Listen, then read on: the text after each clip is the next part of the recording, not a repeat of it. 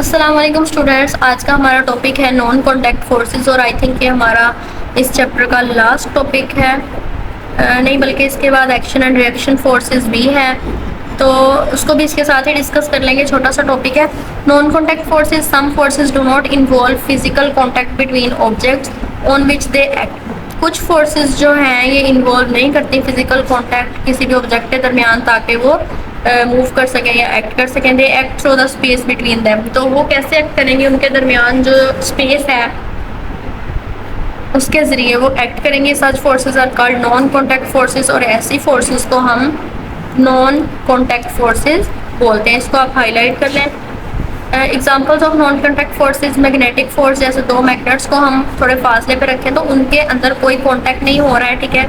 वो खुद ब खुद उस जो स्पेस है उनके दरमियान उसके ज़रिए वो एक दूसरे से जो है टच में आ जाती हैं, कांटेक्ट करती हैं, ठीक है।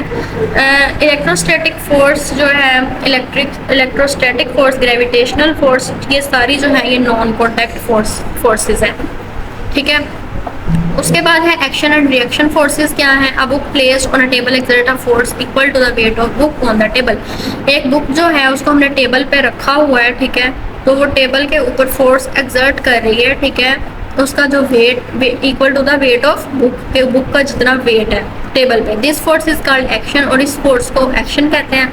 इन response to the action an equal force is exerted in opposite direction by the table on the book. जितनी फोर्स बुक जो है वो टेबल पे लगा रहा है, ठीक है, इतना ही टेबल जो है वो बुक पे ऑपोजिट डायरेक्शन में बुक पे फोर्स एक्सर्ट कर रहा है। Such a responding force is called reaction, और वो जो रिस्पॉन्डिंग फोर्स है उसको हम रिएक्शन कहते हैं।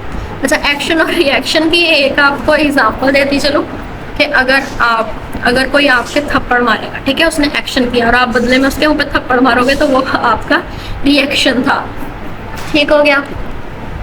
अच्छा, ये तो आपको फ़न के लिए मैंने एग्जांपल दी थी। एक सीरियस जेन्युइन किस्म की एग्जांपल देती हूँ कि आपने कोई भी बॉल ले ले, ठीक है, आपने उसको ज़ोर से फेंका, ठीक है, आपने उसके ऊपर फोर्स लगाई, एक्शन लगाया, और वो जितनी दूर तक गई वो उसका रिएक्शन था, ठीक है। किसी भी एक्शन का एक ऑपोजिट रिएक्शन होता है। The space shuttle engines push out hot gases as an action force and the hot gases exert a reaction force to the shuttle engine which makes the shuttle lift up। Space shuttle की example है कि उसके नीचे से जो hot gases निकलती हैं वो नीचे को निकलती हैं, और जो स्पेस शटल है वो ऊपर को मूव करेगा ऑपोजिट डायरेक्शन में, उसकी रिएक्शन हो रहा है, ठीक है। एक्शन क्या था? उसके अंदर हॉट गैसेस निकली हैं, और रिएक्शन क्या था कि वो ऊपर को मूव करेगा। In above mentioned examples action and reaction are two equal forces. Action और रिएक्शंस जो हैं ये दो इक्वल फोर्सेज हैं, ठीक है, but their directions are opposite, लेकिन उनकी डायरेक्शन एक दूसरे से ऑपोजिट होती है। Newton explains this kind of force in law which is known as third law of motion. Newton ने इस फोर्स को एक्सप्लेन किया है और इसको उसने थर्ड लॉ ऑफ मोशन का नाम दिया था, ठीक है। और ये लॉ क्या था? To every action there is an equal and opposite reaction, ठीक है। कोई भी एक्शन जो हम कर रहे हैं उसका इक्वल ही रिएक्शन होगा, लेकिन ऑपोजिट डायरेक्शन में होगा। ये आपने चीज़ याद रखनी है, ठीक हो गया। तो आज हमारा चैप्टर यहाँ पे कंप्लीट हो गया है। अगली वीडियो में मिलेंगे, तब तक के लिए अल्लाह हाफिज़। दुआओं में याद रखिएगा।